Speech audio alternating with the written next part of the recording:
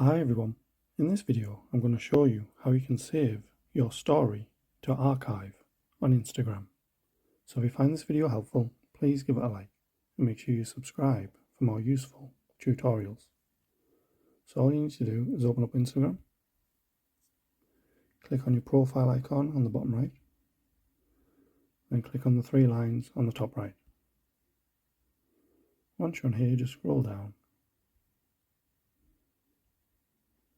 and you should come to archiving and downloading, so you just want to select that.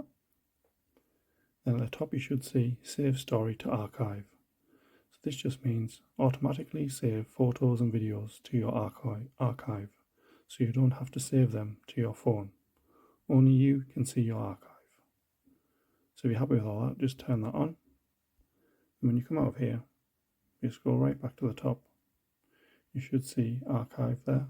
So when you click on there, you should see the stories come up once you've turned that setting on.